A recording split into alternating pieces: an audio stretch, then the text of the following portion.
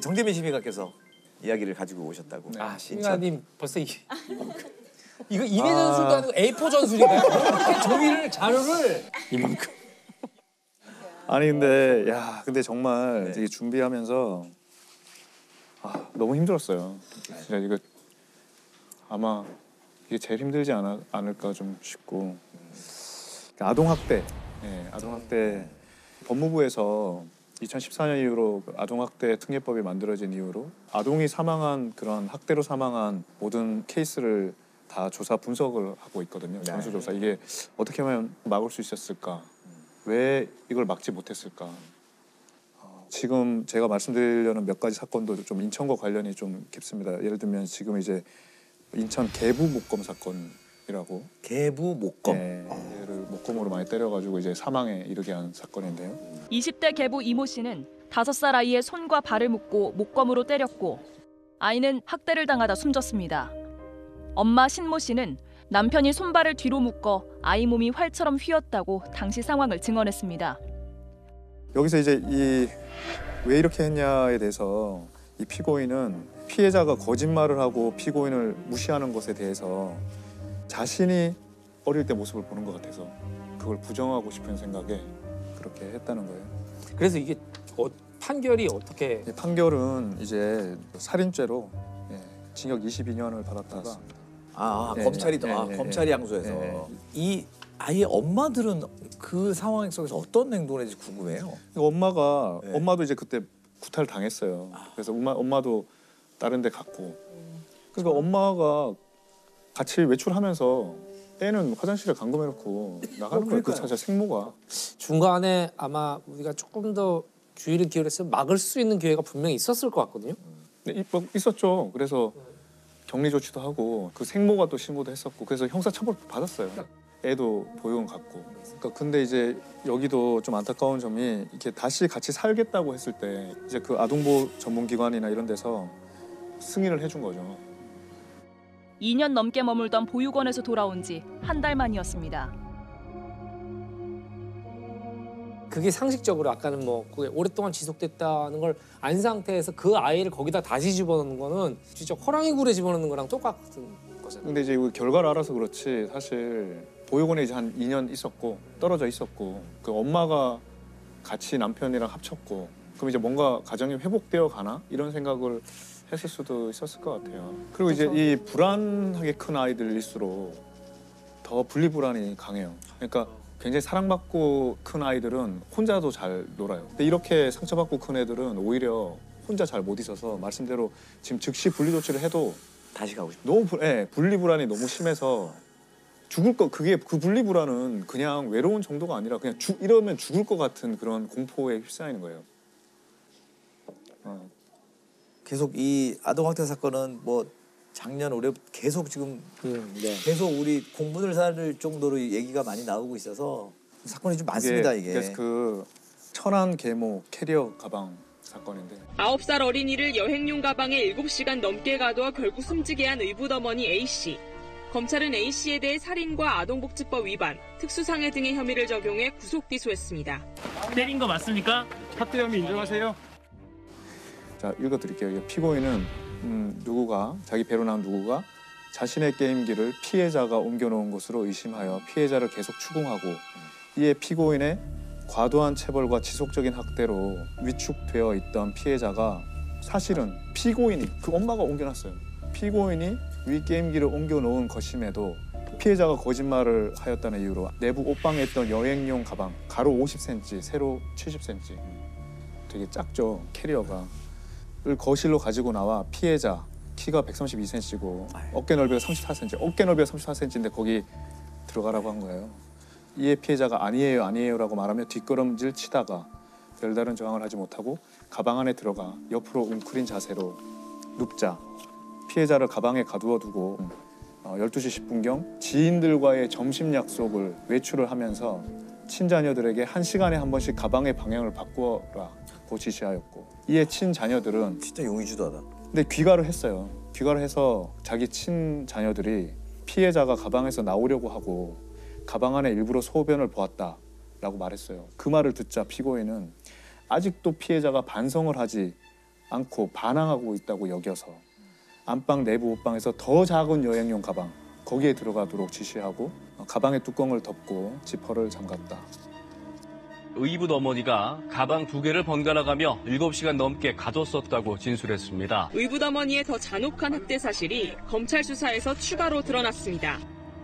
계속해서 피고인은 제2 가방을 세웠어요. 그 안에 있는 피해자의 머리가 바닥을 향한 거예요. 바닥을 향하고 목 부분이 눌리게 되니까 이렇게 거꾸로 됐으니까. 그래서 숨쉬기가 어려워진 피해자가 엄마 숨이 안 쉬어져요 라는 말을 하자 그 말을 듣고 피해자에게 정말 숨이 안 쉬어져? 거짓말 아니야? 평소처럼 심리적으로 위축되어 피고인의 추궁에 반대 의사를 표시하지 못한 채 내 거짓말이에요. 아, 거짓말이라고.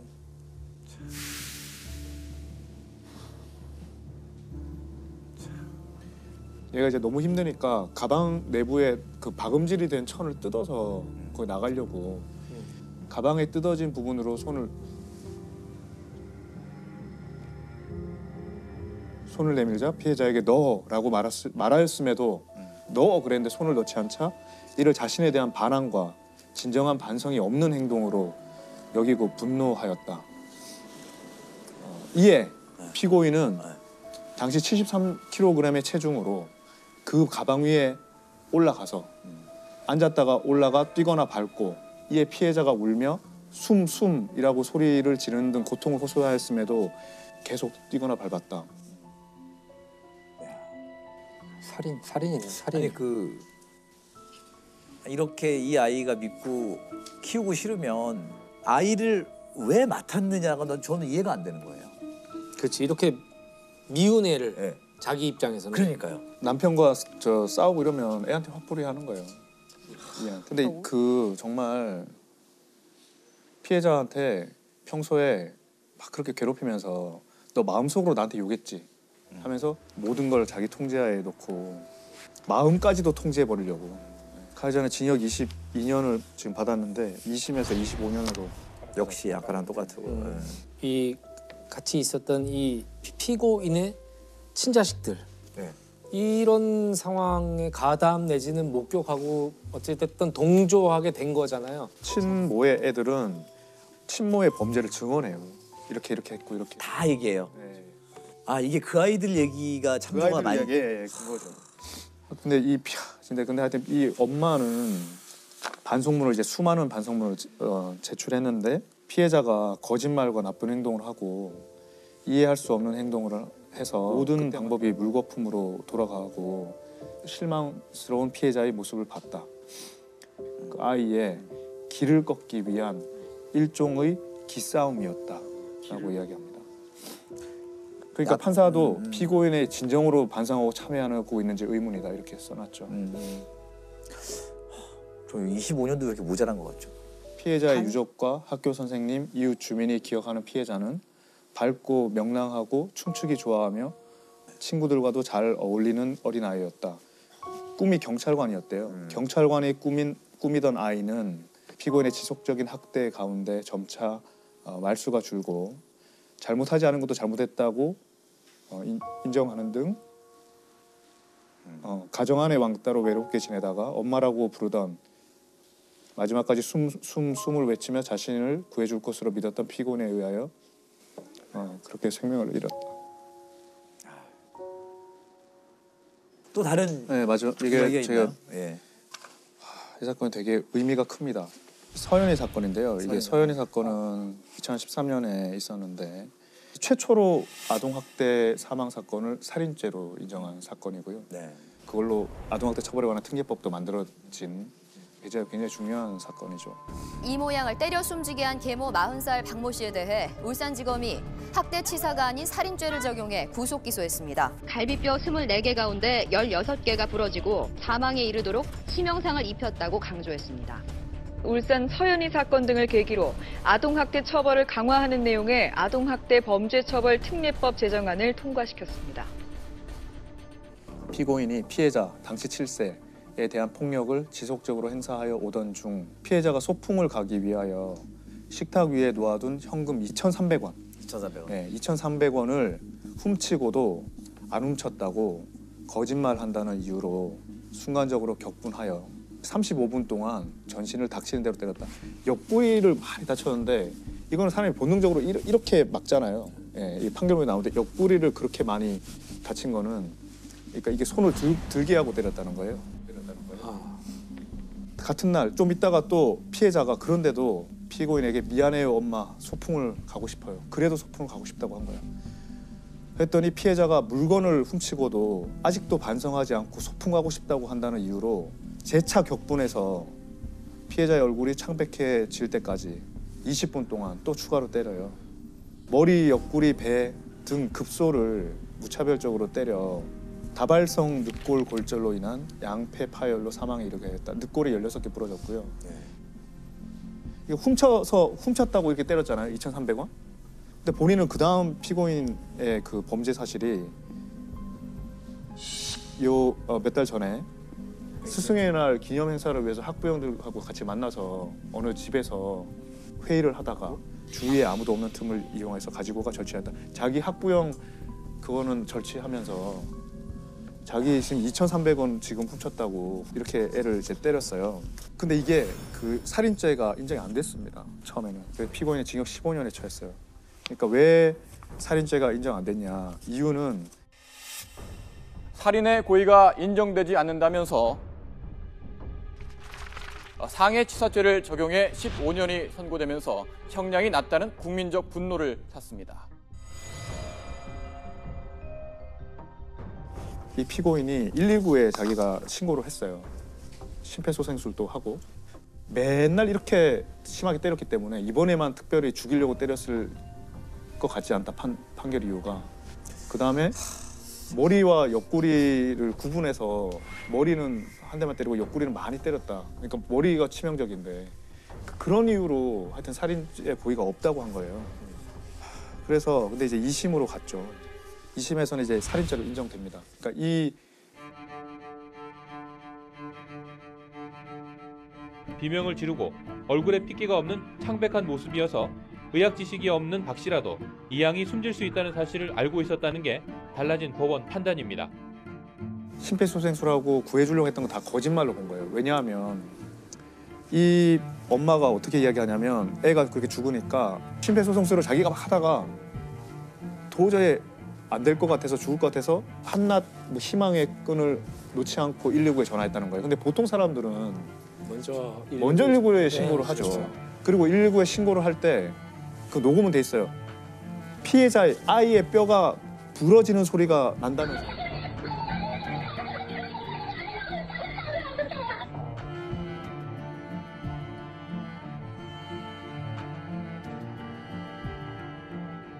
자기가 다 부러뜨려 놓고 왔다. 그리고 119 도착했을 때는 바닥과 욕조와 피가 다 닦여 있었어요. 브루스타라는 약품을 뿌리면은 피가 형광색으로 빛나거든요. 그걸 했더니 이제 피가 다 닦여 있었던 안 보이던 피들이 다 드러나는 거예요. 더 악랄하게 본 거죠. 네, 그 살인이죠, 살인이죠. 2심에서 예, 2심에서 최초로 살인죄를 인정을 했습니다.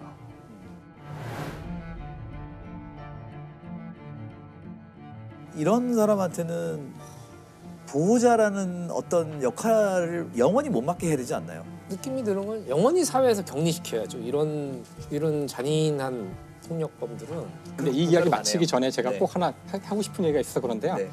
분노가 혐오가 되면 안 되거든요. 그렇죠. 그러니까 이걸 보다 보니 공교롭게도 대부분 다 계부, 계모면 저 집 계부야, 저 사람 저 계모야. 이거는 절대로 안 된다고 생각해요. 그래서 그럼 이런 사건들은 사실 아이를 입양하거나 자기 친자식이 아닌데 키우는 그런 수많은 충실히 하고 계시는 분들이 계세요. 맞아요. 이것이 혐오로 가면 안 된다는 거. 네, 맞아요. 실제로 뭐 적지 않은 아동학대 사건들 친부 친모 진짜 많거든요. 예. 근데 이서연 어린이 사건은 그런 측면에서 굉장히 다른 파장을 많이 일으켰어요. 이게 지금 아동학대 처벌에 관한 특례법이 굉장히 많은 기능을 하고 있거든요. 그 법이 만들어졌어요. 그 전에는 법이 이렇게 강력한 법이 없었거든요.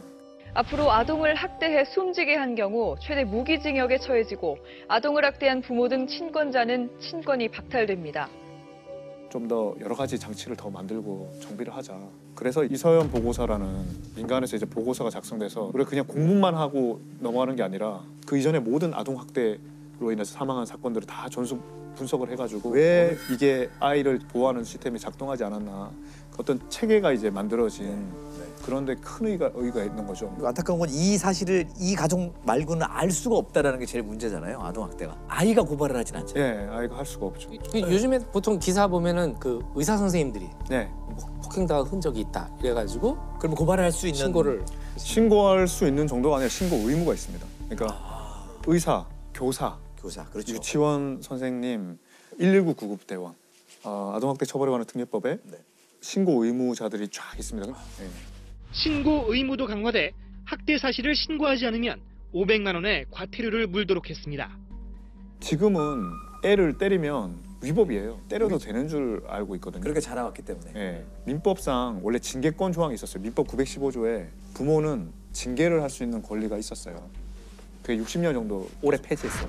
우리 법무부가 이제 법안을 내서 그걸 폐지를 했어요. 모토가 사랑으로도 때리지 말라 이렇게 해서 부모가 징계를 할 수 있는 권리가 없다는 거 그래서 저희 좀 더 알려졌습니다. 이제 이런 사건들을 보면서는 우리가 물론 가정의 문제이지만 그것이 도를 넘는다는 거는 인간이 직감적으로 이게 느낄 수 있잖아요. 그걸 많은 사람들이 이제 자기의 문제라고 생각을 안 했거나 그냥 가정 안의 문제라고 생각을 했을 거라고 추측이 되는데요. 다른 집안의 문제일지라도 좀 의심을 하고 이 아이들이 당하는 문제는 이제 우리 모두가 자신의 일일 수도 있다는 생각으로 그런 자세가 필요하지 않을까? 그게 제일 중요한 거예요. 선생님 말씀대로 우리가 아프리카 속담에 한 아이를 키우려면 온 마을이 필요하다고 했는데 정말 이 아동학대를 막기 위해서 온 사회가 진짜 각자 몫을 다 해야겠다. 이거 신고 의무자는 신고 열심히 하고 그걸 모두 관심 가지고 항상 지속적으로 계속 지켜보고 고민의 결과를 또 정부나 보여주고. 그렇죠. 다시 이런 범죄가 생기지 않는 게 목적이니까.